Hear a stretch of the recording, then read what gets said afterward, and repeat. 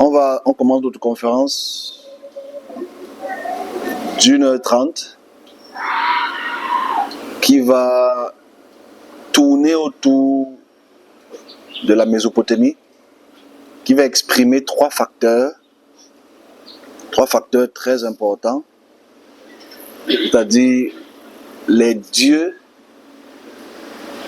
de la Mésopotamie, les rois de la Mésopotamie, les prophètes de la Mésopotamie et l'objectif des divinités de la Mésopotamie.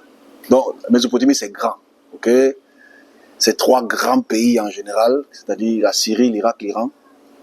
Mais je prends le Proche-Orient, que je vais montrer en image quand je ferai un résumé tout à l'heure, mais que je montrerai en image progressivement. Alors, le devoir que j'ai dans cette conférence est de parler, comme je l'ai dit le 27 février, c'est sur le roi Arsou. Le roi Arsou, c'est un roi de Assour. Assour qui est à la frontière de la Syrie, qui borde l'Euphrate. Et Arsou fait partie des 17 rois d'Assyrie qui ont vécu dans les tentes et qui ont conçu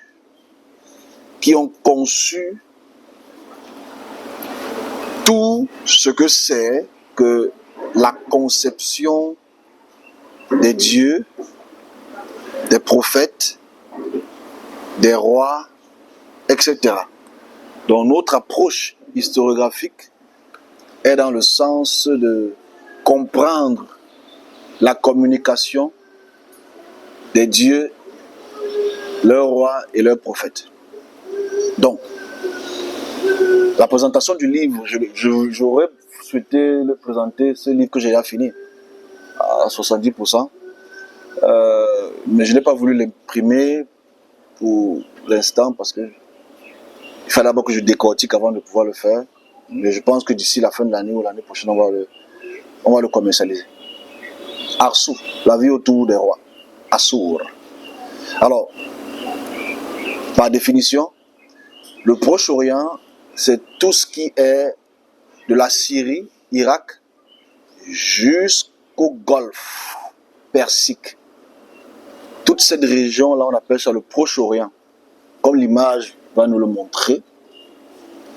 Et cette carte de l'extension, on peut retrouver différents pays.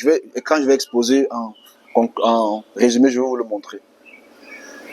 Alors ici, on retrouve des pays très importants. On retrouve Elam, on retrouve Eridu, on retrouve les Sumères, on retrouve Uruk. Toutes ces régions bordent la Syrie, bordent l'Euphrate, bordent le Tigre. Parce que je pense quand même que le Tigre et l'Euphrate, ce sont des fleuves qu'on connaît plus que le Mungo. Parce que vu qu'on lit beaucoup les textes bibliques, on connaît moins le Mungo, moins la Sanaga, mais on connaît plus le Tigre et l'Euphrate parce que on lit ça depuis des centaines d'années. Mais donc dans cette région qu'on appelle Proche-Orient, on retrouve ces pays, Uruk, on retrouve Ur, on retrouve Akkad, on retrouve Assour. Alors, je voudrais faire un petit mot sur Akkad. Parce que le mot Akkad ou Akkadien, pour lequel les rois Arsou descendent, le mot Akkad a été traduit en grec pour être chaldé. Donc, c'est juste pour faire une référence aux personnes qui comprennent un peu l'anthroponyme et les toponymes. Le Akkad a été traduit à la période grecque qui est du 4e siècle à Chaldée. Donc quand on parle de Ur de Chaldée, ça veut dire les gens qui viennent d'Akkad. Donc gardons le mot Akkad, ça va beaucoup nous aider. Donc on voit un peu ce graphique de la Mésopotamie, du Proche-Orient, qui va nous permettre de comprendre les dominations. Parce que dans ce Proche-Orient, on a beaucoup de pays autour. On a, comme on a dit, la Syrie, l'Irak, l'Iran, et ensuite on a aussi la Jordanie, on a ce qu'on appelle aujourd'hui Israël, on a Damas et on a aussi l'Égypte. Donc tous ces pays-là bordent cette région du monde. Donc ici, comme je le montre, il faut prendre en considération le fait que pour chaque territoire que nous voyons, Assour, Akkad, Sipar, Nippur, Uma, Uruk, Elam, Sous toutes ces régions, tous ces territoires sont bordés par des fleuves, comme on a vu, on a parlé des toponymes, ont des noms, on a parlé des anthroponymes, mais ont aussi des dieux, des divinités. Alors on doit se rapprocher à poser les questions sur Ur et sur Uruk et sur Assur, jusqu'à arrêter sur Irkish ou Akish, ceux qui comprennent un peu cela, Urkish, de se poser la question sur la qualité de la divinité et l'extension territoriale qu'elles ont même pu imposer. Je sais que vous ne voyez pas l'image, mais au résumé, je vais résumer ça pour vous. Et ici, historiquement, nous sommes à 2250 avant notre ère. C'est exactement il y a à peu près 2425 ans. Donc, on continue. Donc maintenant, je vais présenter les dieux. Et je vais expliquer en quelque forme les dieux.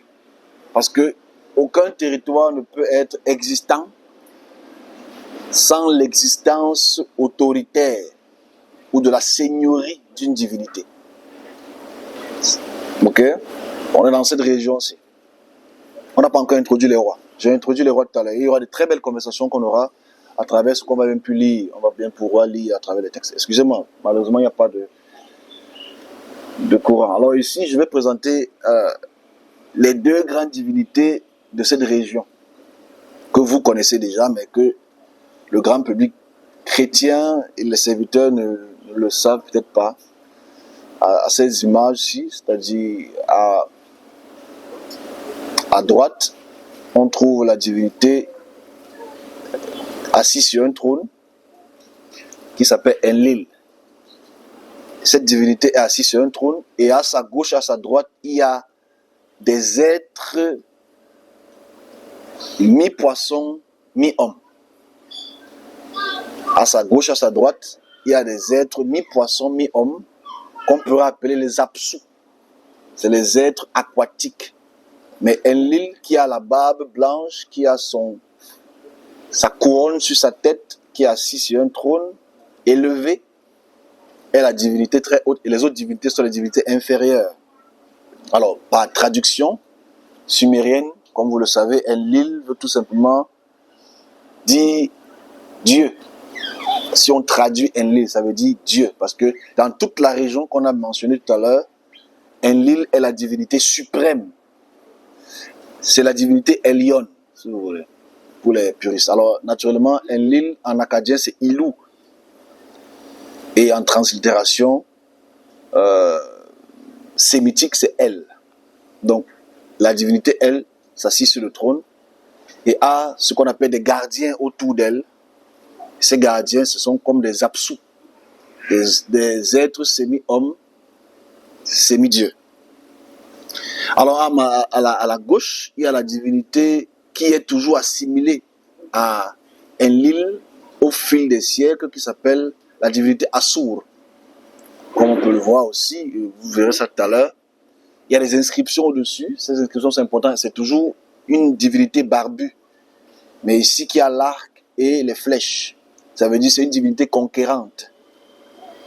Alors, si on repart sur Enlil, parce qu'il faut définir Enlil, on va prendre beaucoup de ces textes. Enlil, c'est le vent. En fait, la définition de elle, c'est le vent. En fait, c'est que tu ne peux pas la voir, mais elle agit comme le vent. Elle est puissante comme le vent. Elle bouge comme le vent. Et Enlil, naturellement, qui est le vent, on retrouve ça en hauteur. Donc, il faut aller dans les hauteurs de la montagne, les hauteurs des collines, les hauteurs de la sphère céleste pour pouvoir rencontrer celle ou celui qui est Enlil, Ilou ou elle. Et en continuité, il faut le savoir, elle, la divinité, elle, comme on va le voir, est aussi une divinité qui est dans un aspect de bigamie ou polygamie. On verra ça peut-être tout à l'heure. Alors, j'ai présenté un peu Enlil, qui est une divinité puissante, tutélaire de toute la région du Proche-Orient. Donc, tout le monde dans cette région l'appelle elle. C'est la divinité tutélaire. Et au fil des siècles, Assur était la suite. Donc, ici, je présente dans les divinités, je vais lire les textes. Ces textes sont intéressants parce que c'est des textes qui sont écrits sur les stèles en argile que j'ai pris la peine de traduire. Alors, je remercie déjà, parce que je sais qu'on communique très, très brièvement avec ce professeur français qui est M. Charpin. Je remercie ses recherches, je fais beaucoup de recherches. Ses recherches et mes recherches me permettent d'avoir cette communication. Et aussi Jean-Marie Durand, parce que quand eux ils font le travail depuis 40 ans, je ne peux pas seulement venir montrer certaines de leurs recherches sans forcément dire que c'est eux qui l'ont fait. Okay? Moi, j'ai fait ma part de mon côté et ils ont fait une très grosse part aussi de leur côté. Et donc, je combine leurs connaissances aussi parce que ce sont des asyrologues et à travers leur travail sur le terrain, ils ont pu déchiffrer les tablettes cunéiformes dans ces régions très dangereuses du monde. Donc, Jean-Marie Durand et professeur Charpin, on les remercie pour ce travail qu'ils ont fait. Pour que les serviteurs aussi, s'ils écoutent cela, ils vont peut-être faire des recherches sur eux et de voir le travail qu'ils ont fait depuis près de 30 ans. Pour Charpin, c'est près de 50 ans, parce qu'il le fait depuis. Ok, on a défini à peu près les divinités, maintenant on va parler dans les textes. Je vais aller rapidement. Alors, il y a de très belles images à côté, parce que le Dieu suprême en Mésopotamie s'appelle Enlil, comme je dis plus tôt. Et en lisant les textes, ça va prendre un peu le temps. Donc on va lire rapidement les textes d'Enlil. Et ces textes devraient nous montrer à quel point ce sont des divinités tutélaires, c'est des divinités qui ont un objectif. Parce qu'au départ de la conférence, je pense que il est peut-être improbable ou difficile de comprendre pourquoi on use de cette méthode de communication. Mais je pense qu'après, on va certainement comprendre. Enlil, roi de tous les pays. Donc en fait ici, on réalise, comme je l'ai dit plus tôt, Enlil est le roi de tous les pays. Parce que les pays dont je vous ai montré tout à l'heure, Enlil est le Dieu supérieur, le Dieu suprême. Et lui, en tant que Dieu suprême, voilà ce qu'il déclare sur ce monument qui est au Louvre, qui date de 2300 ans avant notre ère, l'image à côté. Alors, Enlil, roi de tous les pays, père de tous les dieux, avec en fait lui, c'est le Dieu suprême. Et son décret est inébranlable. Il avait délimité les frontières de Ningirsu, le dieu de Lagash et de Shara. Et on retrouve aussi en parallèle ce texte-ci dans Deutéronome chapitre 32, verset 8, pour lequel on dit « Elle a délimité les territoires à Yahvé ». C'est écrit dans le texte là. Bon, c'est un rapport très rapide que je fais. Roi de Stel, Muslim, roi de Kish, comme on a vu Kish au nord, ou bien Urkish, et traça l'inspiration de Dieu Ishtaram, et il y a une stèle en ce lieu. Alors ici, en présentation, pour le public de cette divinité qui déclare qu'elle est toute puissante, qui déclare qu'elle a tout créé, qui déclare qu'elle est le père de toutes les autres divinités, les divinités inférieures. Je prends un autre document qui est aussi important, qui est toujours dans le sens de l'île, parce que c'est lui la divinité suprême. Ensuite, on va aller dans les délégations des autres divinités pour voir le rapport qu'il y a avec les rois. Alors, Enlil, quand elle délimite l'espace sacré, parce qu'en fait, Our, ou qui Our, dans cette terre-là, ce sont les terres sacrées, parce que chaque endroit où il y a le temple de El ou de Enlil, c'est un lieu sacré.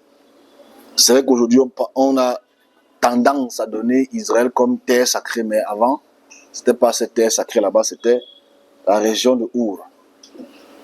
Alors, Enlil, quand tu délimites les espaces sacrés, tu as aussi construit Nippur, ta propre ville. Ki-Ur, la montagne, ton lieu pur. Tu y as fondé les Dur Anki, ça veut dire les Dur Anki, fondé. Les Anki, c'est qui? Les Anki, c'est les divinités Ankh, les divinités du ciel. C'est lui qui a fondé les divinités du ciel. Et si c'est compréhensible, que c'est un peu, on doit comprendre ce que c'est que Elyon, pour ceux qui aiment dire le Dieu très haut.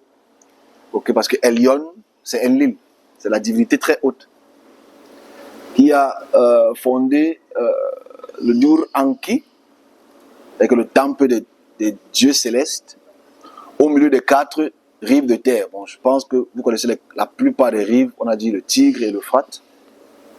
Son sol est la vie du pays, c'est-à-dire Sumer, qui est le lieu saint, et la vie de tous les pays étrangers. Bon, ici, on réalise ce texte qui est l'île dans les cours que j'exposerai aussi pour qu'on puisse voir. On a encore la divinité. Et je vais m'expliquer à la fin pour que vous puissiez voir le rapport. Alors ici, le dernier texte de l'île, ou l'avant-dernier, c'est avec cette description qu'il y a de cette stèle aussi, avec l'image qui va avec, parce que je fais l'effort de mettre l'image à côté, l'image de la stèle ou l'image de la brique écrite. Sans Enlil, la grande montagne, aucune ville n'aurait été construite, aucun habitat n'aurait été irrigué, aucun enclos de bétail n'aurait été construit, aucune bergerie n'aurait été établie. Enfin, ici, il montre qu'il est suprême. Et il dit, aucun roi n'aurait été élevé, aucune seigneurie ne serait née. Donc, en fait, c'est lui qui nomme les rois, c'est lui qui instaure les rois. C'est de là que vient les concepts que tout leader vient de Dieu, en fait. Parce qu'en fait, c'est Enlil qui le fait. Et ce n'est pas un débat historique, parce qu'en fait, je le montrerai plus tard, pour lequel les rois le disent clairement, sur le rapport entre eux et la divinité qui les a installés, qui les a oints. Le mot est très très intéressant. Aucun roi n'aurait été élevé, aucune seigneurie ne serait née, aucun grand prêtre ou grande prêtresse n'accomplirait l'extipicine. On va voir l'extipicine en image. Aussi, les soldats n'auraient pas de généraux et de capitaines. Ça veut dire que nous n'avons aucune bataille. C'est important de voir ici la spécificité de elle, qui est instaurer les rois, instaurer les prêtres, les prêtresses, créer l'armée, mettre la puissance dans les bras des soldats pour gagner toutes les batailles possibles. Et c'est important de voir à quel point le rapport entre les divinités et la population était très très proche, était une véritable symbiose. L'un ne pouvait pas faire sans l'autre. Rapidement, we go to the next. Ok. Avec ici, je montre la libation. Je montre, parce qu'on a fait beaucoup de libation ces derniers temps-ci, je montre l'action de libation qui a pour Enlil, donc par ricochet. Ici, c'est un saut-cylindre de Lapiche Louzali avec la représentation du roi versant une libation, ici à Enlil, mais sous couvert le dieu Shamash, qu'on va essayer de parler un peu tout à l'heure. Ici, on est à 1900 avant notre ère. Ça dit, tu es, ô Enlil, un seigneur. Ici, le mot seigneur, vous devez savoir, parce qu'en fait, c'est juste pour faire comprendre qu'on appelait la divinité Baal. C'est aussi un petit rapport avec le concept marital. Un concept marital, c'est-à-dire, dans l'Antiquité, si on ferait les textes du mariage un jour que vous voudrez, on va repartir dans ces textes-ci, on va réaliser que la femme appelait son mari Baal. Parce qu'en fait, la femme était l'objet de l'homme. Parce que l'homme était le maître. Et c'est ce même rapport qu'on voit dans les textes de la Genèse. Quand Sarah appelle Abraham Seigneur. Ok, c'est les rapports de seigneurie. Ok, bon. Déjà, il faut expliquer que le mot Seigneur ou Baal, parce que c'est Baal qui veut dire Seigneur, pas Adonis. Adonis, ça vient beaucoup de temps après. Le mot Baal qui veut dire Seigneur, comme Ishbaal qui veut dire Seigneur, le Seigneur de Baal ou l'homme de Baal, est important de comprendre le côté territorial. C'est-à-dire, pour que tu sois un Seigneur, il faut que tu sois propriétaire d'un territoire. Ok, que tu sois le propriétaire d'un territoire, le propriétaire d'un enclos, le propriétaire d'une région, là qu'on appelle Seigneur. Donc, le mot quand aujourd'hui on dit Seigneur, Seigneur, on ne prend pas la peine de comprendre que c'est un Baal qui est propriétaire d'un territoire. Parce qu'en fait, et il faut le spécifier à tous les seigneuries. Quand on dit Seigneur ou quand on dit mon Seigneur, naturellement, étymologiquement, c'est un propriétaire d'un territoire spécifique pour lequel les personnes qui y habitent féodalement lui payent un tribut. C'est ça qu'on appelle un seigneur. Okay? Parce qu'il faut le dire clairement. Aujourd'hui, on est dans une traduction et une interprétation dépigmentée. Alors on y va avec cette stèle qui est l'hymne d'Enlil, qui est I 139 à I 149. Ô Enlil, ô tu es Enlil, un seigneur, un dieu, un roi. Donc ici déjà quand on parle de roi, il faut qu'on comprenne que celui qui est roi de tous les rois, celui qui est Dieu de tous les dieux, n'a pas commencé dans les textes de la Bible. Ok?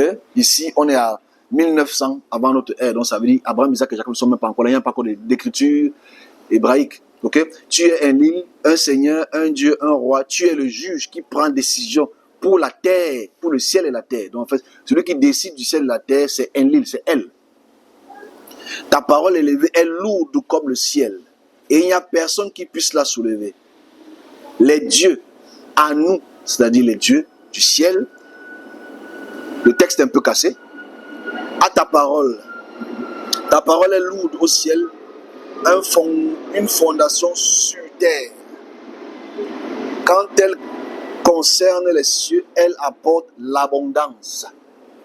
L'abondance va se déverser depuis les cieux quand elle concerne la terre. Elle apporte la prospérité. La terre produira sa prospérité. La terre va produire ses fruits. Mais ici, prenons ça en considération. Nous sommes si on va dans le contexte de l'écriture, la terre là, ce n'est que la Mésopotamie. La terre là, ce n'est que de Assur, de Akkad, jusqu'à Our, au sud. Ce ne sont que cette terre là, ça ne parle que de là, parce que c'est lui pour lequel il est ce roi, pour lequel il est ce seigneur, pour lequel cette terre lui appartient. Donc, ne lisons pas ça dans le contexte actuel, lisons ça dans le contexte préhistorique, ou historique, pardon. Donc ici, et on retrouve cette méthode d'expression communément dans tout ce qu'on peut lire, dans les textes qui ont naturellement copié Enlil. Ok, on a fini avec la présentation des divinités. Je ne vais pas présenter le reste, parce qu'il y en a beaucoup trop de divinités. Il y a 72 divinités qui sont sous Enlil. Et on les appelle les 72 fils d'Enlil. Et vous allez faire le rapport rapide avec les concepts judéo-chrétiens qui aiment bien le chiffre 70, pour lesquels les fils d'une certaine tribu ont 70 fils. Sem. On reviendra un jour si vous voulez qu'on puisse faire des textes dessus. C'est très intéressant. Ne vous inquiétez pas, je vais vous faire un très bon résumé. Je suis payé pour ça. Alright? Ok, on va maintenant sur la deuxième partie qui concerne les rois. Les sarous. Alors, le mot roi veut dire sarou. C'est pas Melek. Melek vient beaucoup de siècles après. Originellement, il y a 5000 ans, la divinité Arsu vient du mot Assur, qui veut aussi dire sarou. Ça veut dire c'est une divinité qui est roi. Parce que vous devez comprendre deux ou trois choses que je vais énumérer tout à l'heure. La légitimité des rois. Alors, la légitimité des rois, comme on a fait la semaine passée, j'ai un peu introduit la légitimité des rois, juste pour que nous puissions avoir une compréhension rapide. La légitimité des rois. Il y a une seule chose qui légitime un roi. Donc je vais un peu lire les textes pour que ça puisse être rapide. Ce n'est qu'une divinité. Ce n'est que la divinité qui légitimise un roi. Et voilà pourquoi, en rapport avec ce qu'on va faire comme conclusion, pour absolument déterminer si un homme est un roi, il faut que la divinité lui donne son aval. Tu es mon fils. Ok?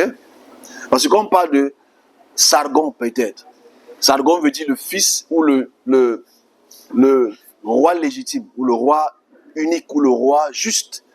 Mais on va réaliser qu'au fil des théonymes, au fil des siècles, des rois Assur et Akkadiens, c'est-à-dire les rois du Proche-Orient, ils ont cette notion de faire des théophores, c'est-à-dire des noms des dieux qui sont attribués aux hommes, et que ces hommes, eux, ils représentent la divinité. Donc, on y va rapidement. Je vais lire, ok? Dans la vieille période assyrienne, la ville et le dieu étaient couramment orthographiés Assur. Ok? Le dieu Assur était orthographié comme Assur. Voilà pourquoi je parle de Arsu. Voilà pourquoi, quand je reçois le devoir d'écrire ce livre de Assur, c'est parce qu'en fait, les divinités et les dieux ont plus ou moins les mêmes noms, qui sont ce qu'on appelle les théophores. Le roi assyrien ont commencé à se désigner Sarou. Ils se sont revendiqués être une puissance majeure. Et en plus d'imiter les autres grandes puissances, ils ont également adopté la majeure partie du titre, c'est-à-dire les théophores, c'est-à-dire qu'on parle de Shamshi Adad, c'est-à-dire Shamshi, ou la divinité Shamshi, et la divinité Adad, qui est la divinité du vent aussi. Y compris être nommé Enlil, avant d'être vice-roi d'Achour. Donc ça, ce sont des habitudes que les rois avaient dans le sens théophorique. Pour la pratique, pour le règne du roi, être appelé pendant ma prêtrise, Ina Sangoutia, a également introduit pendant une période assyrienne, une période moyenne assyrienne, c'est théophore là. Et je conclus. Achour, parce que c'est la communication de Arsu. Achour a commencé à être appelé plus souvent comme une équivalence assyrienne d'Enlil. Ça veut dire, à une certaine période, 1900 avant notre ère, on a assimilé Assur à la divinité Elle. C'est aujourd'hui pareil, hein? Comme on voit, on dit Jésus est Dieu, Dieu est Jésus. C'est ce même type de logique qu'il y a bien pu avoir à cette période historique. Malheureusement, on n'a pas de texte à votre gauche pour l'instant, mais comme je dis, d'ici 1 heure, le courant va revenir. Donc je vais recommencer à faire un résumé. Mais pour le bien de ceux qui nous écoutent par téléphone, je suis obligé par les moyens techniques, on va essayer de rattraper le coup. Ok, donc la légitimité des rois est importante parce qu'un roi ne peut pas être roi sur un territoire qui appartient à une divinité sans que la divinité lui ait son aval. Et il y a tout un process d'intronisation qu'on va essayer de comprendre entre la divinité de tutelle, parce que j'explique une chose sur le diagramme qu'on va encore remettre. Dans chaque région de la Mésopotamie, qui a Enlil comme roi suprême, il y a 72 différentes divinités.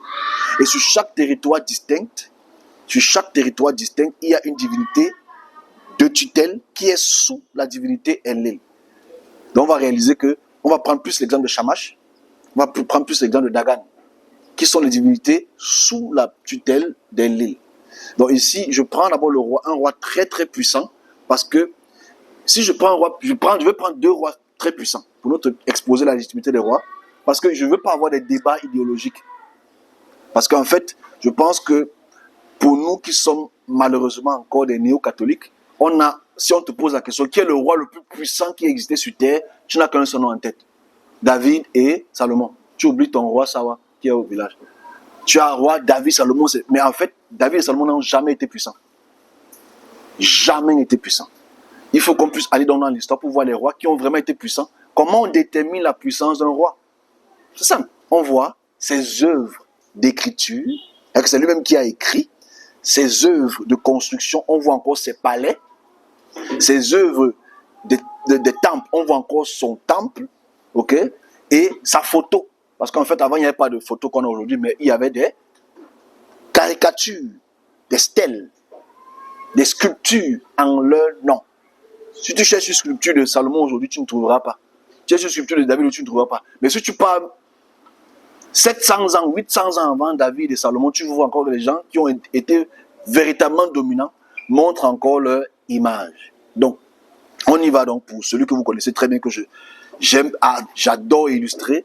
C'est le roi de tutelle qui a dominé la région de Bagdad actuelle, ok, Ninive d'avant, que vous connaissez très bien, qu'on appelle Hammurabi. Alors je pense que tout le monde connaît Hammurabi. Hammurabi a régné 1850 ans avant notre ère, donc il est vraiment vieux. Et jusqu'à aujourd'hui encore au Louvre, on trouve sa photo. Ok, sa photo est au Louvre. Et il date de véritablement, si David existait, il date de véritablement 800 ans avant David, 1000 ans avant Salomon, pour lequel on ne retrouve rien. Mais c'était les rois les plus puissants, les plus fameux, les plus riches. On ne retrouve même pas une seule pièce de leur richesse. Il faut qu'on sorte de ce mensonge-là. Ok, il faut sortir de ce mensonge. Parce qu'au moins ici, on a les preuves des Écritures et leurs conquêtes. Leurs conquêtes sont existantes. Tu cherches la conquête d'Israël, tu ne la trouves pas. Malheureusement. Il faut le dire clairement, sans hate speech. Donc on y va.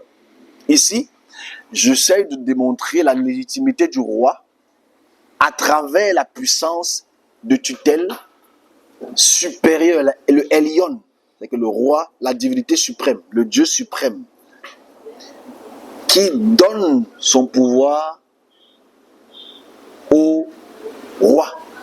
il faut savoir que Hammurabi a régné plus de 40 ans. Enfin, le cycle de 40 ans a vraiment commencé avec Hammurabi. Donc, le chiffre rond, 40 ans là, c'est Hammurabi qui l'a instauré dans toute cette région-là. Donc, quand tu veux montrer que tu es un roi véritablement puissant, il faut que tu aies régné à peu près 40 ans. Enfin, on sait d'où ça vient maintenant. Si tu fais le rapport rapide. Ok, on y va, je vais lire. Enlil t'a donné un destin héroïque. Qui? Toi, qui est ce que tu attends? La divinité de tutelle maintenant, sous Enlil, c'est Sin. Alors, Sin, la divinité Sin, c'est la divinité que vous savez. Il y a 3 différents noms de la divinité lunaire. Il y a Sin, il y a Inanna, il y a Ishtar. C'est des divinités qui sont similaires, qui ont peut-être des attributs différents, mais elles représentent tous la lune, la corne de la lune. C'est-à-dire le quart de la lune. Sin t'a donné la suprématie. Ça veut dire, si le roi est ce qu'il est aujourd'hui, enfin, c'est-à-dire il y a 4800 ans, si ce que tu es aujourd'hui, c'est parce que Sin t'a donné la suprématie. N'oublions pas que, parce qu'il faut comprendre l'iconographie. On est ensemble? Malheureusement, l'image à côté, mais vous ne pouvez pas la voir maintenant. Il faut comprendre l'iconographie. L'iconographie ici, c'est la corne. Vous savez que quand un animal, un buffle ou un taureau a une corne et qu'elle attaque, tout le monde fuit parce qu'on a peur de ses cornes. Donc, l'imagerie de Sin, qui est la divinité lunaire qui a des cornes. Le quart de lune, c'est une corne. Ok? Donc, ce quart de lune qui est une corne, c'est la suprématie. Quand tes cornes sont larges, c'est la suprématie. Donc, Sin t'a donné la suprématie. Toi, qu'est-ce que tu attends? Ninurta t'a donné une arme noble. Enfin, Ninurta, c'est toujours une divinité de tutelle. Alright? Ici, il y a beaucoup de divinités de tutelle que je vais nommer à travers ce texte-ci qui est très intéressant. Sin t'a donné la suprématie. Toi, qu'est-ce que tu attends? Ninurta t'a donné l'arme de noble. Toi, qu'est-ce que tu attends? Ishtar t'a donné bataille et conflit. Parce que je voudrais qu'à travers cela, on puisse comprendre pourquoi je prends ce texte-ci. Parce que ici, c'est les dieux qui aiment se battre. Parce qu'il faut comprendre l'idéologie des divinités à travers leur roi. Ok, on va se comprendre tout à l'heure. Toi, qu'est-ce que tu attends? Shamash, que je pense que tout le monde connaît Shamash. Shamash, qui est la divinité solaire. Shamash et Hadad. Hadad, c'est la divinité du vent. Ok? Shamash et Hadad veillent sur toi. Toi, bon, Shamash, c'est le dieu du soleil, qui est le dieu de la justice. Soleil, lumière, c'est-à-dire que tout le monde voit. Justice, ok? Shamash et Hadad veillent sur toi. Toi, qu'est-ce que tu attends? Établis ta victoire. Forcément, quand on parle de victoire, on n'a pas une victoire seule. On a une victoire contre quelqu'un. Et forcément, si c'est une victoire, c'est que l'autre personne a eu une défaite. Ok? Élève-toi dans les 4 contrées du monde. Ici, quand on parle du monde, si tu lis ça aujourd'hui avec beaucoup de foi, tu peux penser que c'est les 4 coins du monde. Non, ça parle des 4 contrées qui entourent ce qu'on appelle le Proche-Orient. C'est-à-dire de Urkish au nord jusqu'à Ur au sud. Étendre son pouvoir. Et Hammurabi, est-ce qu'il a fait oui ou non?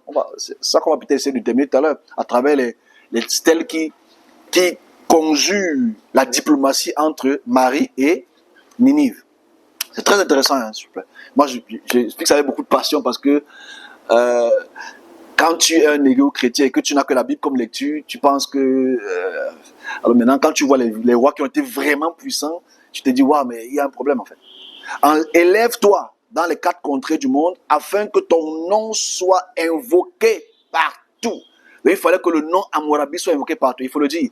Dans chaque région qu'Hammurabi a détruit, jusqu'à Rachamra, jusqu'à Marie, on mettait ses stèles, on mettait son image partout. Vous savez, la campagne présidentielle, on a notre président, M. Paul Biya. Quand tu vas à Yaoundé maintenant, tu vas voir la photo de Paul Biya partout. Okay? Donc forcément, quand Hammurabi gagnait, on mettait sa stèle partout. Tout le monde devait savoir que c'est lui qui est le roi des rois. Parce qu'il faut savoir, dans la conception des divinités et des rois, il y a des rois supérieurs et il y a des rois inférieurs. Les rois supérieurs, on les appelle les grands frères. Les rois inférieurs, on les appelle les petits frères. Donc on va voir les textes tout à l'heure avec beaucoup de bonheur. Sa capacité à triompher est une vertu royale, qui triomphe. Un hymne exprimant sa puissance et son rôle pacificateur. C'est d'abord un mensonge. Tu peux être triomphant, tu gagnes tout le monde et tu es un pacificateur. Ça, c'est Donald Trump. Ça. Enfin, il veut la paix, mais il fait la guerre. Ça ne marche pas. Alors, je lis son texte. Hammurabi, le roi héros puissant, exterminateur des ennemis. C'est-à-dire qu'en fait, lui, Il extermine les ennemis. Alors, il n'est pas là pour blaguer, il n'est pas là pour faire il peut pas vous câliner. Le texte, je le mettrai à côté. Extermine les ennemis. Déluge des combats. Qui met fin au discorde.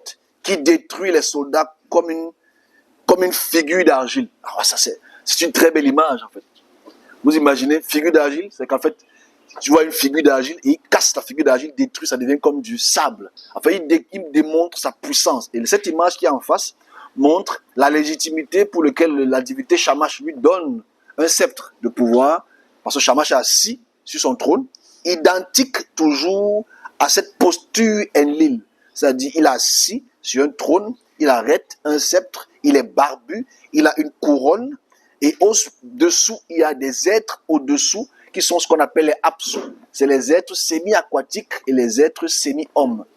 Okay? C'est les êtres inférieurs parce que lui, il démontre sa supériorité. Et Hammurabi, qui est debout, reçoit le sceptre de la puissance. Il y a des rayons cosmiques qui rayonnent sur les épaules de Shamash à travers cette image aussi. C'est intéressant de voir à quel point, avant il n'y avait pas de film, il n'y avait pas de photo, mais c'est la seule façon dont les rois puissants pouvaient montrer le savoir-faire, leur technologie, etc. Donc ça, c'était pour Hammurabi. Je prends un autre texte encore.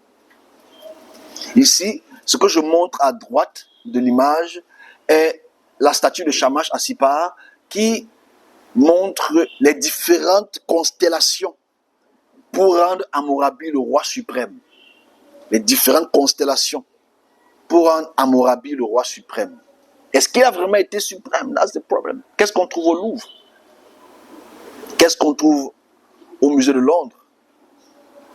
Hammurabi, roi puissant, roi de Babylone. Bon, tout le monde connaît le roi de Babylone. Ici, Babylone, ce n'est pas Babylone de la période de l'exil des Juifs. Ici, on parle de Babylone ou Byblos à la période d'Hammurabi. C'était lui qui était le roi de Bagdad, l'Irak d'aujourd'hui. C'était lui qui dominait tout l'Irak. Parce que Babylone, c'est l'Irak. Hammurabi, roi puissant, roi de Babylone, roi de tous les pays amorites. En fait, ça veut dire ici qu'il avait pu, à travers les batailles, unifier tous les pays autour. En fait, l'unification ne se passe pas par la pacification. L'unification se passe par l'intimidation, par la guerre. On va voir ça tout à l'heure. Très intéressant. Roi de pays de Sumer et d'Akkad, ça veut dire qu'il avait à dominer Akkad. C'est important de voir que Akkad, ici, c'est quoi? J'ai dit ça tout à l'heure. Akkad, par translittération grecque, c'est devenu Chaldée. Donc, en fait, le roi de Chaldée, c'était Hammurabi. C'est lui qui avait dominé toute cette région du monde. Ok? Quand tu vas au musée d'Irak, tu vas voir toujours les stèles de M. Hammurabi qui sont toujours existantes. 4800 ans plus tard. C'est quand même grave de voir qu'il n'y a pas une seule pièce de David. C'est grave. Mais c'est Dieu qui s'est fâché, qu'il a voulu tout cacher. Celui qui pacifie les 4 rives. Alors, on connaît les 4 rives. On connaît beaucoup plus d'eux. C'est-à-dire, on connaît le fleuve Euphrate et le fleuve Tigre qui entrent tous dans ce qu'on appelle la Mésopotamie. Pourquoi on appelle ça Mésopotamie? Mésopotamie, ça veut dire entre deux fleuves. Ça veut dire c'est la région où les fleuves se joignent. Ok, on y va. Hammurabi, roi puissant, roi de Babylone, roi de tous les pays d'Amorite, roi des pays de Sumer et d'Akkad, celui qui pacifie les 4 rives. Donc ça veut dire que lui, il montre sa puissance. Rénove pour lui le dieu Zabada. Les Melstugag, c'était la maison des divinités. Le champion de Dieu. Le temple de Zababa. À Kish, c'était au nord. Parce que je vous dis que Kish, c'est vraiment au nord. Ça veut dire qu'en fait, du nord au sud, c'est lui qui était le dominateur. Ok?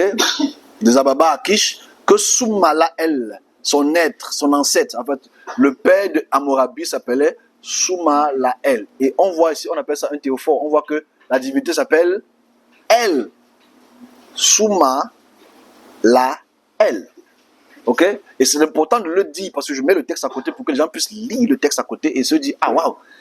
Donc, si Hammurabi a vécu, a régné pendant plus de 40 ans, 45 ans exactement, et son père a régné pendant près d'une cinquantaine d'années, ça veut dire, à peu près 70 ans plus tôt, la divinité, elle était déjà des théonymes.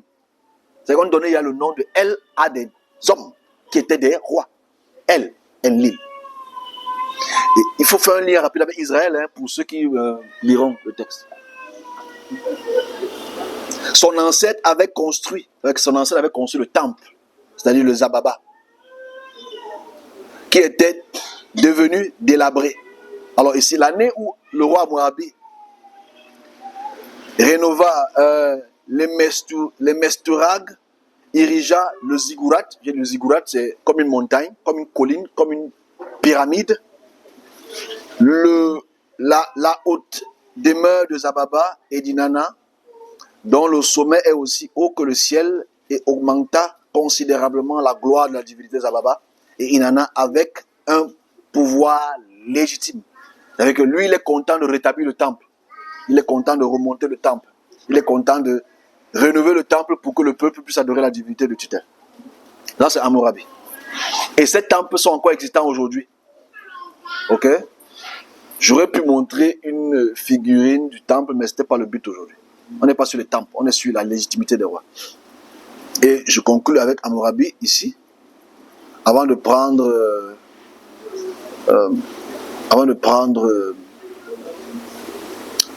son voisin, qui est un texte intéressant. Je ne vais pas tout lire le texte ici. Alors moi, Hammurabi, roi fort, roi de Babylone, qui écoute Shamash, Shamash, la divinité du soleil, avec référence, le bien-aimé d'Aya, qui contente le cœur de Marduk, son maître, c'est-à-dire son Baal, avec la force imminente que Shamash m'a donnée, en mettant sur pied la troupe de mon pays, je l'élevais avec la terre, comme une grande montagne, le fait des fondations rampantes de Sipar. Là, on est au nord. Ce que de toute l'éternité, aucun roi parmi les rois n'est bâti. En fait, il montre sa puissance, etc. Pour Shamash, mon maître, je lui bâtis magnifiquement ce rempart pour son nom. Le nom de Shamash. Bon, je mets la stèle à côté qui montre l'écriture. Sur l'ordre de Shamash, que Hammurabi n'est point d'adversaire. Au cours de mon règne favorable que Shamash avait décrété à Sipar, ça montre la légitimité. Ici, il veut montrer qu'il n'est pas roi seul. Il n'est pas roi pour qui que ce soit. Il est roi parce que c'est la divinité qui lui a imposé et qui lui a donné ce sceptre de puissance. Shamash, que Hammurabi n'est d'adversaire aucun. Au cours de mon règne favorable que Shamash avait décrété, c'est-à-dire que c'est le Dieu qui a dit « Hey, toi tu es roi ». De Sipar, la ville antique de Shamash, j'exemptais le peuple de la corvée de Shamash, je creusais son canal, je procurais à son territoire des eaux perpétuelles. Alors, si on voit le même rapport avec Ézéchias aussi, il veut montrer qu'il est un Dieu puissant, il a creusé le tunnel ici à gauche, à droite pour que tout le monde puisse avoir de l'eau.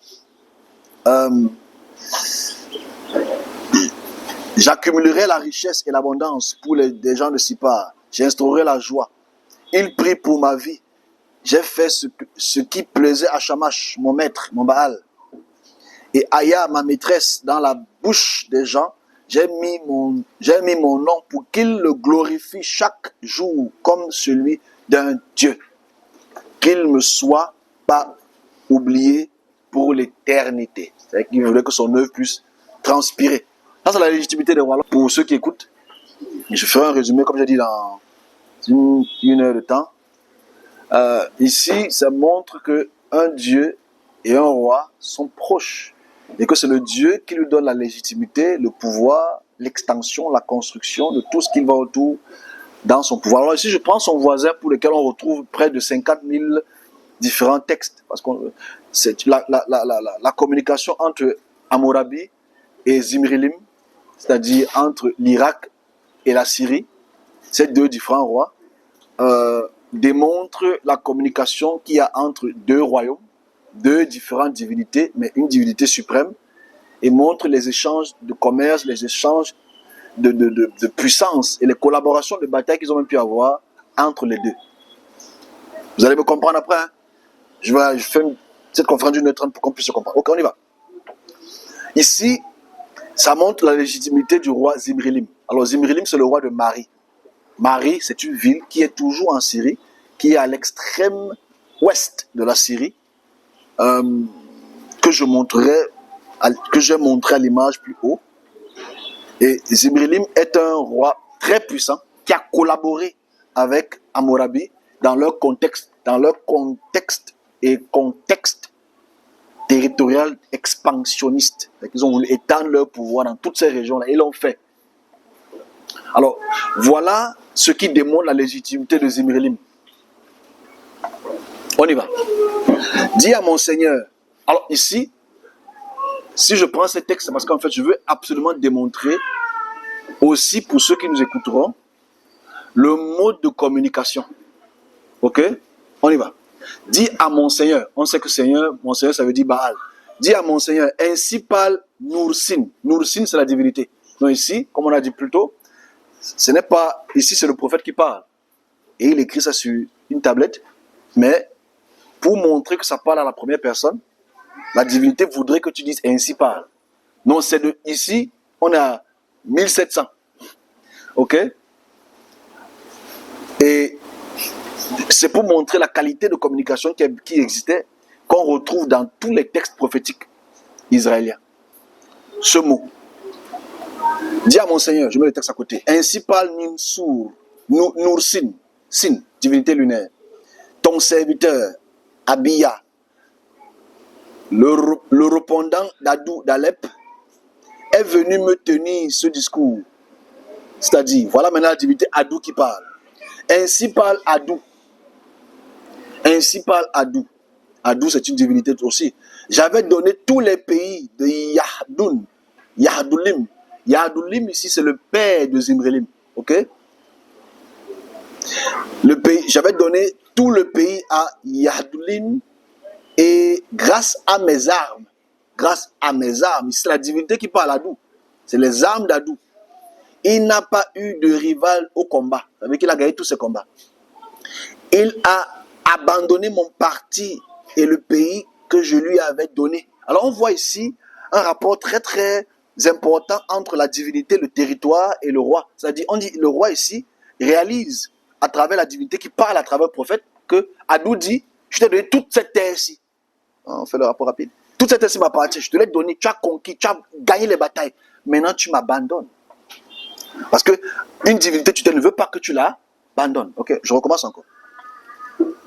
Ainsi par Adou, j'avais donné tous les pays de Yahdulim qui est le père de Zimri-Lim, et grâce à mes armes, il n'a pas eu de rival au combat. Il a abandonné mon parti et le pays que je lui avais donné. Je l'ai donné à Shamshi Adou. Puis Shamshi Adou, il y a les cassures sur la stèle. En sorte que je te ramène sur le trône de ton père. Ça veut dire en fait, il y a eu des batailles entre les différents frères, mais Adou, la divinité, a choisi donc Zimri-Lim comme roi pour lequel il remet sur le trône. En sorte que je te ramène, c'est la divinité qui parle à la première personne sur le trône. Je t'ai ramené sur le trône de ton père et les armes avec lesquelles je m'étais battu contre la mer, Yam. Je te les ai données. Je t'ai oint de l'huile de mon invincibilité. Alors c'est important de comprendre que c'est le Dieu qui oint. C'est ça qu'on appelle un Meshiach. Ok? C'est de là que vient le concept messianique.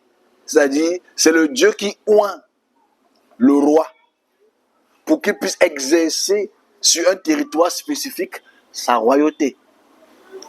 Ok? En sorte que, ok, je continue. Je t'ai oint de l'huile de mon invincibilité, et nul ne s'est tenu face à toi. Écoute cette parole de moi, Adou. Lorsque quelqu'un qui aura un procès en appelant à toi en disant « On m'a fait du tort », tiens-toi debout, rends-lui jugement. Réponds-lui droitement, voilà ce que je désire de toi. Lorsque tu partiras en campagne, c'est bon. Lorsque tu partiras en campagne, ne sors point sans avoir pris l'oracle. Ça veut dire quand tu pars en bataille, assure-toi que tu écoutes ce que les prophètes ont dit avant d'aller batailler. Lorsque moi, Adou, dans un oracle de moi, j'aurais été favorable, tu sortiras en campagne. S'il n'est pas ainsi, ne franchis pas la porte. Ça veut dire, tu ne peux aller en bataille sans mon aval. Et on retrouve ces conceptions dans tout ce qui est biblique. Tu ne peux pas aller batailler, que ce soit Moïse, que ce soit Josué, que ce soit quoi que ce soit comme roi, ne peut pas aller batailler sans consulter la divinité. C'est comme ça que ça se passe en fait. Il faut que les gens sachent ça depuis le départ. Et quand on fait un écart entre le 7e siècle et le 18e siècle, il y a 1000 ans d'écart. Donc ce sont les notions de Mésopotamie qu'il y a. Belle image à côté qui montre le rapport entre la divinité Assur et les prophètes et le roi. Rapidement, toujours Zimrilim. Rapidement. Toujours qui portait la légitimité. Là, mais après, on va aller rapidement sur le prochain texte parce que le temps est contre nous. On a passé 35 minutes. Je veux glorifier Zimrilim, le taureau sauvage du combat. Alors, c'est important de voir à quel point les rois qui ressemblent aux dieux, qui sont à l'image de Dieu, sont des taureaux. Alors, si tu as beaucoup de lecture des psaumes, tu vas réaliser qu'il y a quelqu'un qui est un taureau. Ok? Bon, lis les psaumes, tu vas me comprendre. Je veux répéter partout la renommée du héros pour l'éternité. Zimrilim, héritier de Yandoulim, champion des Bédouins. Celui qui a démoli le rempart de l'ennemi. Je veux exalter le héros, le Dieu de mer. Écoutez, soyez attentifs à mes paroles. Sur celui qui poursuivit jusqu'au bout les adversaires. Celui qui a soumis les ennemis dans les précieux ventres maternels. Ça, c'est un texte. Je prends le texte parce que c'est ici. C'est un texte qui m'a, quand je l'ai lu, j'étais subjugué de cette. J'ai pas encore lu, mais je vais lire. Hein. Je mettrai ça à côté. Je vais même zoomer dessus parce que c'est important les questions sur la légitimité du roi et la légitimité des prophètes. On va peut-être voir ça. Je vais lire. Vous allez peut-être faire un rapport direct. Hein. J'espère pas. Alors, je vais lire. Ok. On y va. Dans le précieux ventre maternel, les dieux lui donnaient son nom. Ça veut dire qu'en fait, dans le ventre de sa mère, les dieux avaient à nommer Zimrilim en tant que roi. Il faut comprendre le contexte. Donc, les notions d'élection depuis le ventre, ce n'est pas seulement Jésus, ce n'est pas seulement Jérémie, mais c'est Zimrilim. Donc, depuis le ventre de la mère de Zimrilim, les dieux avaient déjà nommé Zimrilim le roi. Ok? Je vais encore vous lire avec beaucoup de plaisir.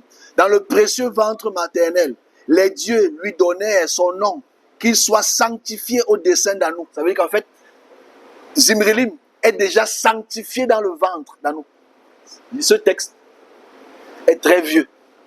Mais je veux seulement prendre que le contexte de Jésus, de Jérémie, de Moïse, etc., ce n'est pas nouveau en fait. C'est les concepts qui sont de la Mésopotamie. C'est les concepts qui sont de la région d'Assur. J'ai sanctifié le dessein d'Anou, taureau de son pays. Regardez le mot taureau, ça va peut-être vous aider dans vos lectures. Entre Abour et Euphrate, c'est un fleuve. Ce sont des fleuves. Là où Adou rendit son verdict à l'ennemi, il poussa son cri et anéantit dans le clan et éparpilla sa volonté aux quatre coins du monde. La région juste du territoire. Hein.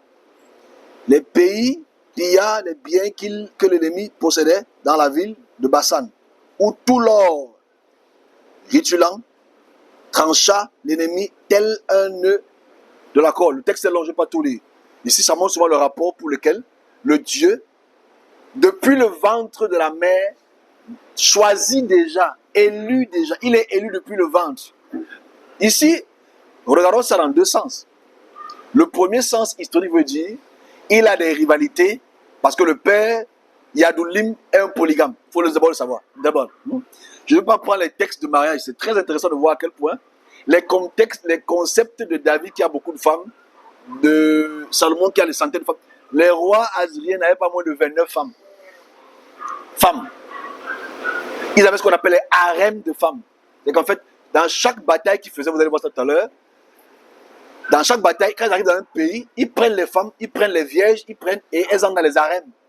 S'ils trouvent les prêtresses, elles deviennent des prêtresses. S'ils trouvent des fils des rois, ils les marient pour consolider le pouvoir autour. Donc ça n'a pas commencé avec Salomon. C'est une pratique des divinités. Ok? On y va. Là maintenant, je prends la troisième et dernière partie. pour lequel j'espère qu'on va faire ça en 20 minutes ou 20-30 minutes. Et ensuite, on va prendre des questions et réponses. S'il n'y a pas, en attendant que le courant revienne, que je puisse exposer ça d'une autre manière. Et je vais faire le rapport en conclusion. Je vais faire une belle conclusion. Ici, je prends maintenant la deuxième partie qui est subdivisée en deux. C'est-à-dire les messagers des dieux que je vais définir, que j'ai fait pour vous, mais je voudrais que ceux qui vont la voir puissent aussi la lire, puissent aussi la comprendre, et puissent aller investiguer. Voilà pourquoi on fait une vulgarisation de ces textes. Je veux vulgariser les textes. Ces textes sont là depuis 2011. Donc depuis 2011 que c'est là, aujourd'hui ça va faire à peu près 14 ans, c'est ça? Que ça existe, que c'est traduit, mais que nous, en tant que serviteurs, on n'est pas au courant. Alors, je vais prendre les textes, et ces textes vont nous servir de base. Pour comprendre maintenant, on quitte maintenant des dieux qui ont la puissance des territoires, on va maintenant au roi, qui ont la légitimité de la divinité, maintenant on va aux prophètes qui écoutent la parole du divin et transmettent cela au roi. C'est-à-dire, on regarde quoi? Comment est-ce qu'ils parlent? Qu'est-ce qu'ils disent? Et quelles sont les conséquences sur leur parole, les conséquences de leur parole? On y va. Naturellement, vous le savez, à Mésopotamie, il y a deux façons d'appeler les divins. Principalement, il y en a beaucoup plus, mais je prends les deux principalement. Il y a ce qu'on appelle les apilum, que vous connaissez, qui veut dire en français facile, comme j'ai écrit à côté, c'est les mots répondants. On est au côté du vocabulaire, ok? Et pour les répondants femmes, on les appelle les apiltum. Parce qu'il y a quelqu'un qui m'a posé la question, la personne n'est pas là. Vous savez sûrement où il y a les embouteillages en plein Bonanjo. Bon, ça n'existe pas les embouteillages là-bas. C'est une métaphore très grave. Alors, la personne m'a posé, est-ce qu'il y a les prophètes femmes? Bon, ici, à Mésopotamie, on te montre qu'il y a les prophètes femmes. On les appelle les apiltum. Et même dans la Bible, il y a les prophétesses, une qu'on appelle Déborah. Donc, le côté prophétique des femmes, ce n'est pas un débat historique. Donc, on a les apilum et les apiltum. On a aussi ce qu'on appelle les estatiques, ça veut dire les muhum. C'est ceux qui ont besoin que la divinité entre en elle, en contact avec elle directement et commence à bouger, se remuer pour exprimer à la première personne ce que la divinité dit. Et il y a aussi les muhutum, qui est le côté estatique féminin. Ok, sur la prochaine image, on voit ici les tablettes. Je parle d'une tablette de Kiribri Dagan, c'est-à-dire la divinité Dagan qui parle au prophète. Pour voir la communication entre le Dieu, le prophète, qui doit transmettre au roi, rapidement. Le jour où j'ai fait porter ma présente tablette chez mon seigneur, un Murum de Dagam, m'a tenu ses propos. Dagan m'a envoyé au sujet des sacrifices Pagraou, à accomplir. Envoie ce message à ton Baal pour que le sacrifice Pagraou soit accompli le 14 du mois qui commence. Il faut nullement qu'on laisse passer ce sacrifice. Voilà ce que cet homme m'a dit. Alors ici, c'est une interprétation. La fête du Pagroum, c'est une fête qui est à cette période-ci. C'est une fête comme la Pâque, c'est comme le Akitu ou l'Akité. Apilum, Muhum, Apiltum, Muhutum. Ok, ici, je prends ce que les Apilum reçoivent comme message pour Hammurabi. Donc Hammurabi avait autour de lui des Apilum et les Muhum. C'est les prophètes et les extases. Ceux qui parlent par expiticine. Dis à mon Seigneur, ça c'est la communication entre Zimrilim et Hammurabi, les rois voisins. Et les rois voisins, il faut savoir que les prophètes pouvaient s'exporter. Le prophète d'un pays A pouvait aller dans un pays B, transmettre un message. Mon Seigneur, ainsi parle Ibal Piel. Ibal Piel. Ton serviteur Hammurabi a envoyé ses divins, les serviteurs de mon Seigneur, Hali Hadoum. Inib Shamash. Donc on voit ici, c'est les noms. Vous devez le savoir, chaque prophète porte le nom de son Dieu. Donc ici, on a Hali Adoum, on a Ina Shamash, avec eux, deux divins. Ils ont formulé les oracles pour le salut des bords de l'Euphrate, de Kourda, d'Andarig, de Kalatoum, d'Assur, c'est-à-dire Soubat Enlil. Or, après qu'ils aient pris l'oracle, les questionnements, je dis à Ali Adoum et Il Shabbat ceci. Bon, il y a des cassures. Ce qui suit est sans doute la fin d'un dialogue entre Hammurabi et ses serviteurs. C'est-à-dire que nous avons formulé notre oracle. Tu as fait ainsi sans la motte de terre. C'est-à-dire qu'en fait, il faut faire une motte de terre pour savoir deux ou trois choses. Nous faisons ainsi, nous faisons prendre les présages sans avoir recours à une mode de terre. Parce qu'il y avait un mode opératoire pour que la divinité parle. Voilà ce que Ali Hadoum et Inib Shamad m'ont dit. Il y a d'autres textes sur Zimrilim que je ne vais pas tout prendre parce que c'est là, à cause du temps. On va au prochain texte qui est très intéressant pour moi parce que je veux absolument montrer le rapport de bataille. On a un texte qui est similaire, j'ai mis les deux pour qu'on puisse lire rapidement, qui est un et qui a sa suite. La lettre d'Apilum de Shamash à Zimrilim. Dit à Zimrilim, ainsi parle le prophète Apilum de Shamash. Ainsi parle Shamash. En fait, c'est Shamash qui parle ici. Je suis le maître du pays, que l'on expédie rapidement à Sipa, la ville de vie. Un grand trône pour la demeure de ma plénitude et ta fille, que j'ai réclamé. Ça veut dire qu'en fait, la fille de Zimrilim doit être prêtresse. Rapidement, je vais au prochain texte. La lettre du général Yassimel à Zimrilim. Ici, c'est intéressant parce que je veux qu'on parle des batailles. Rapidement, s'il vous plaît. Supportez, on a quelques temps encore, on a fini.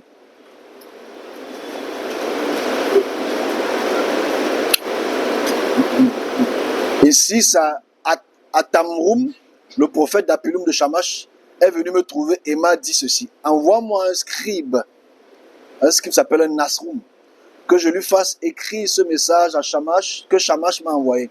Voyez ce qu'il dit. J'ai envoyé Utukam et il a écrit ceci. Cet homme m'a suscité des témoins. Voici ce qu'il dit. Fais porter cette tablette rapidement à Zimrilim, agis selon ce qui est dit. Alors ce qui est dit ici, c'est ce qu'on appelle l'explicitissime, c'est-à-dire l'exposition des membres d'un animal, c'est-à-dire le foie, une examination du foie, que je mets un peu là pour que, quand je vais faire un résumé tout à l'heure, je vais revenir dessus. Ici, je vais faire un serment d'un divin, avant de prendre la bataille, parce que les deux vont de pair. Lors de la prise du présage pour Zimrilim, mon Seigneur, lors d'une extispicine, tout ce qui se produira, ce que je verrai, ou bien lors de la prise du présage, pour un simple mouskenum, lorsque l'extispicine, lors d'une extispicine, tout ce qui se produira, je verrai, le mauvais omen défavorable, tout ce que je verrai, je ne manquerai pas de faire. Je ne manquerai pas de le dire à Zimrilim, mon Seigneur, je ne cacherai pas. Ici, le mode opératoire est montré à côté. Malheureusement, on ne peut pas voir pour l'instant, mais on va voir après. Rapidement. Ici, j'entre dans les conquêtes, qui est la deuxième partie, le deuxième alinéa de la troisième partie.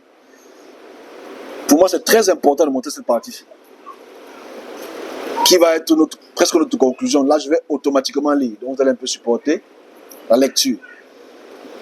1, c'est pas long. Je mets l'image à côté de montrer déjà que les chariots à roues avec des chevaux ont commencé chez les Assyriens.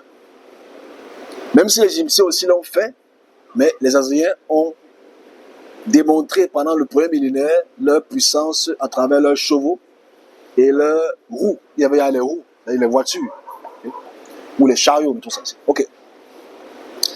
Dis à mon Seigneur, ainsi parle Erixim, ton serviteur, l'armée va bien.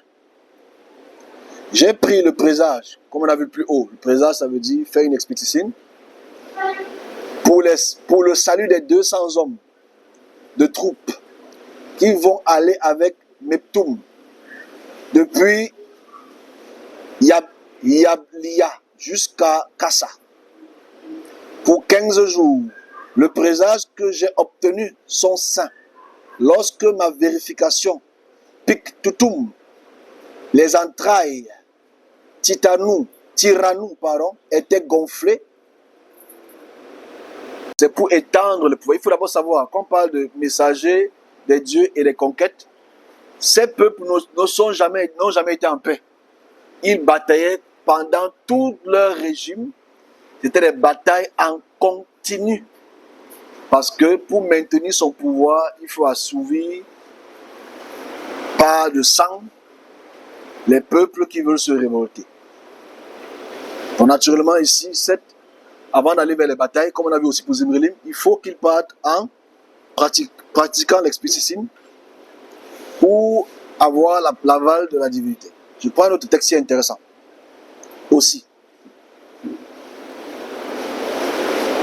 Ça parle du siège de Larsa, la bataille entre deux peuples. Dis à mon Seigneur, ainsi parle Éripsim, ton serviteur, l'armée de mon Seigneur va bien. Ça, c'est une stèle qu'on envoie, une pierre qu'on envoie, une lettre qu'on envoie en pleine bataille. En pleine bataille, il y avait les scribes qui étaient là pour observer si la bataille allait bien ou mal. Ils écrivaient rapidement, ils envoyaient au roi pour savoir si l'armée avance ou recule. C'était important de le dire, de voir le rapport entre les scribes ou les Nassaroum qui écrivent, qui remettent au roi, qui passent par le prophète, qui passent par le vicaire, etc. pour amener la bonne ou la mauvaise nouvelle. On va voir ça. Je n'ai pas pu prendre d'autres textes parce que ça devait prendre trop de temps. Ça, c'est un truc qu'on ne peut pas faire, on ne peut pas le pratiquer véritablement en 1h30. Trop long.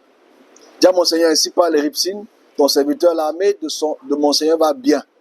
En ce qui concerne la prise du présage, concernant le salut de l'armée, à propos de quoi mon Seigneur m'a donné des instructions. J'ai traité un agneau, Sipoum, dans la ville, Abila, en aval de Sipa, j'ai pris le présage pour le salut de l'armée. On réalise ici que pour que tu gagnes une armée, il faut sacrifier un agneau, prendre ses entrailles, déterminer la couleur et savoir si la bataille avance ou pas. Dans ma première interrogation, c'était le Mahoutoum, le chemin était là, la demeure à gauche était fendue. Il explique comment les organes étaient placés. Il explique comment le foie, quelle est la couleur, la texture du foie, comment c'était placé. Parce que quand ils ouvrent, ils déposent sur la table d'offrande et la façon dont ça tombe, les couleurs à travers ça, ils peuvent déterminer ce qu'on va lire là maintenant. Le regard était là, j'ai regardé. Le chemin était là. Je vais remettre encore l'image après pour que vous sachiez ce que c'est que le chemin sur le foie. Le chemin était là, la demeure à gauche était fendue en deux, la porte du palais était en bon état, le secret était là, l'emplacement du salut, il y avait une arme, elle regardait l'emblème du pasteur. À travers ça, il peut bien voir, c'est comme ça qu'il détermine s'il gagne.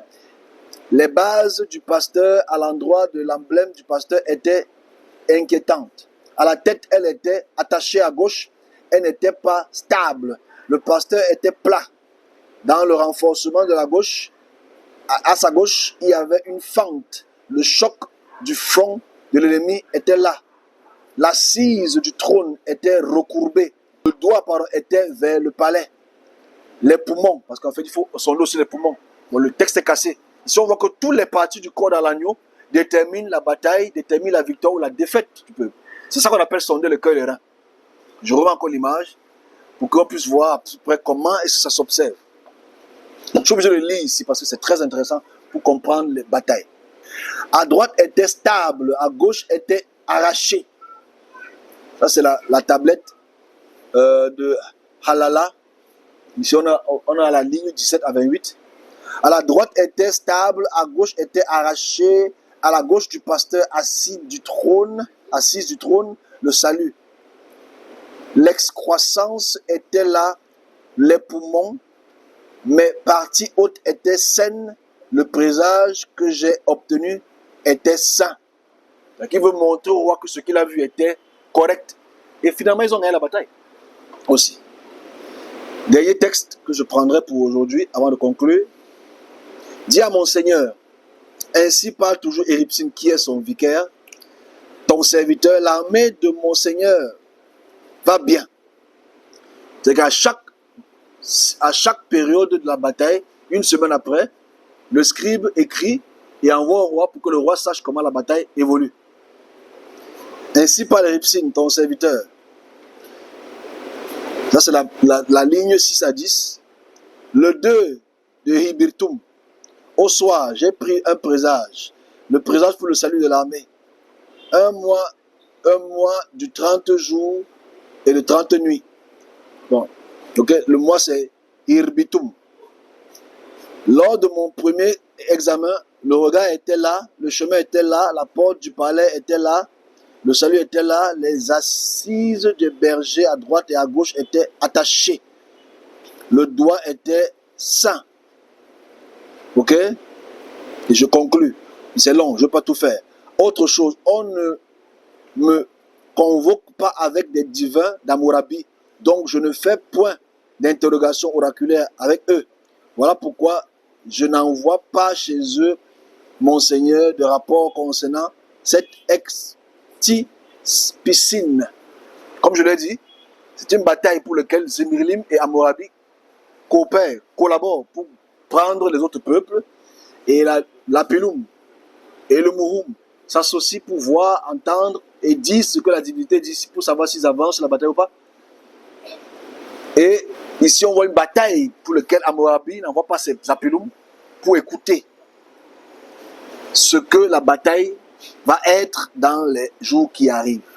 Alors, je vais conclure tout à l'heure, mais avant de conclure, le but ici, c'est, comme je l'ai dit, de montrer la communication que les divinités ont avec les rois, les prophètes, et comment ils ont fait pour gagner beaucoup de batailles à travers leurs sacrifices, à travers leur oracle et leur obéissance de leur Dieu de tutelle.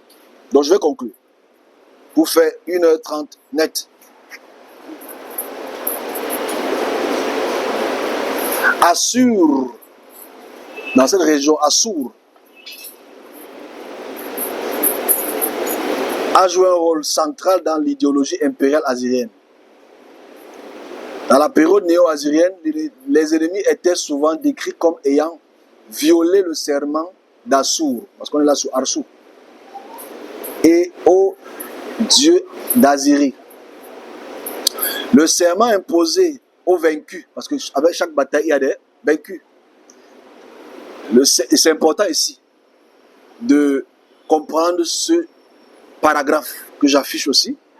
Le serment imposé aux vaincus sont prêtés au nom d'Assur. C'est-à-dire que les vaincus doivent accepter qu'Assur est puissant. S'étendre aux autres dieux d'Assur, d'Assyrie. À la fin de la période néo-assyrienne, c'est-à-dire au premier millénaire, on disait que les actions royales étaient entreprises sous le commandement d'Assur. Le roi, par Assur, était aligné sur le cosmos.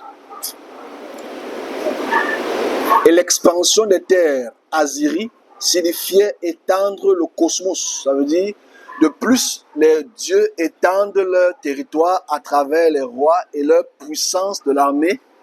Aussi, les rois deviennent de plus en plus puissants. Donc, on les appelle les rois des rois et les dieux des dieux. Voilà pourquoi il ne faut même pas confondre cette appellation. Quand un dieu s'appelle Dieu des dieux, roi des rois, c'est parce qu'il a conquis d'autres dieux et il a conquis d'autres terres. C'est important de comprendre cette idéologie.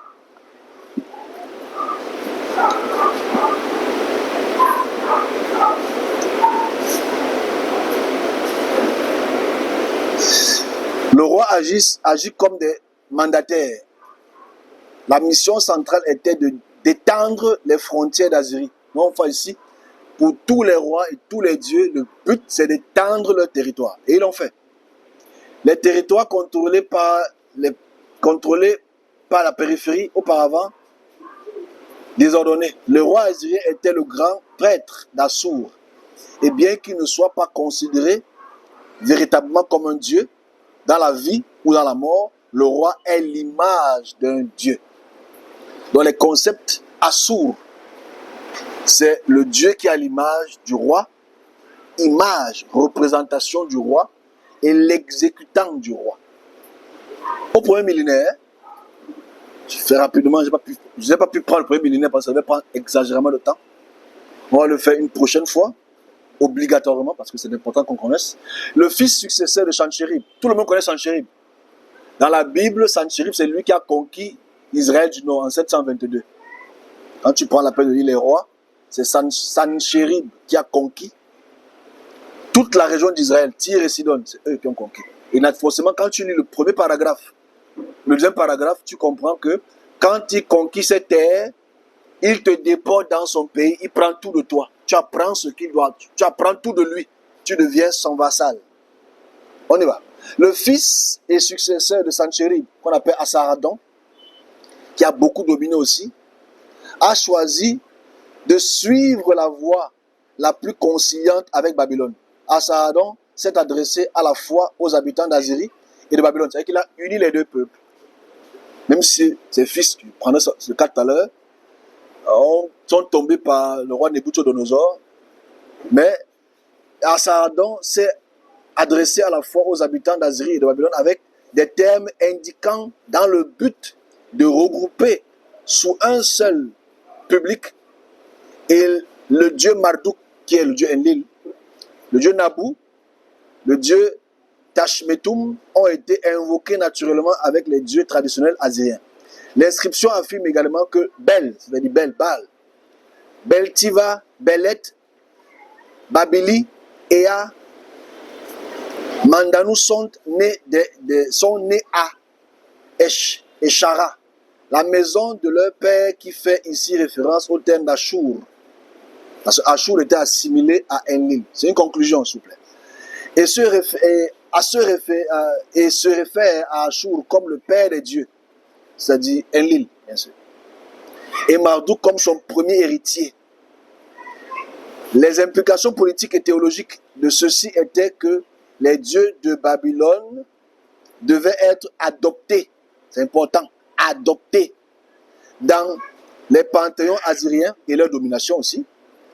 Et la relation de Marduk vis-à-vis d'Assur, fils du père, on peut comprendre ici le mot Abba, ou bien Absalom, ok, ça veut dire le fils du père. Bon, Absalom, ça veut dire le père de la paix, ok. Mais quand on parle de la relation entre père et fils, entre le Dieu supérieur et le Dieu inférieur, c'est important de comprendre les concepts mésopotamiens. Reflétant la relation entre Babylone et l'Assyrie, avec l'Assyrie dans le positionnement politique dominante et la Babylonie occupant une position spéciale au sein de l'Empire. Ça veut dire, en résumé, les peuples assyriens et les peuples babyloniens ont fusionné leur divinité, ont fusionné leur temple, et tous les peuples qui étaient sous leurs orteils étaient obligés d'adorer leur Dieu. Voilà pourquoi je me dis, il faudrait que les serviteurs puissent automatiquement comprendre la domination des rois assyriens sur toute cette région, qui ont implémenté leur écriture, leur langage, leur Dieu, leur temple, et comprendre comment on se retrouve aujourd'hui dans cette conclusion-ci. L'idéologie impériale universelle entourant Ashur a influencé le propre discours religieux de Juda. C'est très clair. Ça veut dire en fait ici, le discours des textes judaïques que vous voyez dans la Bible des rois, la divinité Ashur ou Enlil a influencé ça majoritairement. Le discours religieux de Juda autour de Yahvé. Et qu'en fait, Yahvé est comme un Ashur. C'est le roi des rois, le seigneur des seigneurs, le Dieu des dieux, celui qui domine la terre d'Israël. Mais en réalité, Israël a été sous domination babylonienne, qui était sous domination assyrienne. Donc, les conceptions théologiques sont identiques. C'est un rapport qui ne souffre d'aucun problème de maux de tête. Surtout au sein du premier Ésaïe. Dans Ésaïe, on retrouve beaucoup. Si vous pouvez après de regarder comment Ésaïe décrit Yahvé Isaïe décrit Elohim, c'est le Dieu des dieux, le roi des rois. Il n'y a personne comme lui. Tout genou fléchi à son nom, etc. Ce sont les idéologies d'Assur, comme on a même pu lire tout à l'heure. Le discours idéologique entourant l'Assyrie et le dieu Ashur ou El aurait été adopté à Yahvé dans un effort de contrer les Assyriens. Parce qu'en fait, ils étaient dominés. Mais il fallait que le peuple israélite, disons ça ainsi, ait aussi leur divinité dite puissante. Donc ils ont adopté cela. Ce n'est pas un débat, c'est un fait, puisque les textes se ressemblent, les dieux se ressemblent, les temples se ressemblent, les noms se ressemblent. Voilà pourquoi je dis, si tu veux comprendre, et je ferai un rapport rapide tout à l'heure, la tendance d'influence, il faut prendre 4 points. Les théonymes, les hydronymes, les toponymes et les anthroponymes. Est-ce que, en conclusion, on a de conclure, est-ce que les noms des dieux assyriens sont identiques aux noms des dieux israéliens? Ça, c'est la première question. Parce que quelqu'un qui va vouloir débattre sur cet exposé qui ne souffre de rien, c'est est-ce qu'on peut faire un rapport? Ok, comment s'appellent les dieux assyriens? Il s'appelle Enlil. Comment s'appelle le dieu israélien? Il s'appelle El. Dans le rapport des théonymes, ce n'est pas un débat. Première chose, on n'est pas tout. On va dans l'historiographie. Quel peuple vient avant? Quel peuple vient après? Le peuple israélien vient beaucoup de temps après. La stèle de Menrepta, qu'on voit en 1210, que je ne montrerai pas, que les gens connaissent, c'est Menrepta. Israël n'est pas un peuple. Israël est une tribu, c'est une petite tribu qui est sous la coupole du roi Menrepta d'Égypte. Mais à cette période-là, en 1210, Hammurabi est mort. Mais ce sont ses fils qui règnent. Hammurabi est mort 700 ans avant. Ok? Donc, 500 ans avant, pardon. 500 ans avant, à peu près. C'est là où Hammurabi et Zémirlim meurent. Mais ils ont laissé à l'idéologie de ce théonyme qu'on appelle Enlil. Donc, le rapport ne doit pas être débattu. Ceux qui étaient les Israéliens, qui étaient sous la vassalité de cette peuple, ont automatiquement emprunté de ces idéologies-là. Ça va aller? Ok. Quand on prend maintenant les hydronymes, dans la plupart de la Bible, qu'est-ce qu'on voit? Dans la déportation juive, on voit qu'ils traversent l'Euphrate. D'abord, quand on parle d'hébreu, ça veut dire quoi? Parce que c'est même très intéressant. Hébreu ou ivri veut dire quoi? À travers le fleuve. Parce qu'ils ont traversé le fleuve Euphrate pour descendre vers Canaan. Donc en fait, l'hydronyme est important parce que l'Euphrate est complètement le Tigre et l'Euphrate sont les termes hydronymes qui sont automatiquement utilisés dans cette région-là. Quand on parle d'anthroponyme, qu'on va faire un sobriquet en bas de anthroponyme via théophore, c'est-à-dire anthroponyme veut dire le nom des hommes. Mais on va voir ça sous la forme théophorique. On voit que est-ce que les noms des villes sont les noms des dieux, qui sont les noms des dieux, sont identiques? Naturellement. Ok, on a vu les noms des dieux, on a vu les noms des dieux tout à l'heure qui s'appellent le nom El, le nom des hommes qui s'appellent le nom de El. On voit aussi ça beaucoup dans les textes bibliques, les gens qui s'appellent El ou Elou ou Eli. Donc on voit ce rapport d'anthroponyme. Ok, les toponymes sont identiques aussi. On a vu ça la semaine passée quand j'introduisais le fait que Our de Chaldée, c'est d'abord très mal écrit Our de Chaldée, parce que Chaldée, comme je l'ai dit, Chaldée, c'est l'écriture, ça veut dire acadien en grec. Ce qui démontre qu'il y a que la Bible est écrite à la période grecque. Au moins 4e siècle. Parce que quand on parle de Our de Chaldée, il devait plutôt dire Our de Akkad, pas Our de Chaldée. Ça veut dire que c'est une interprétation grecque. Donc on voit que le peuple israélien vient de Our. Donc toutes ces notions sont absolument empruntées parce qu'ils étaient en captivité en celui-là. Donc je conclue ainsi. Je prendrai des questions parce que ma deuxième conclusion va être très intéressante.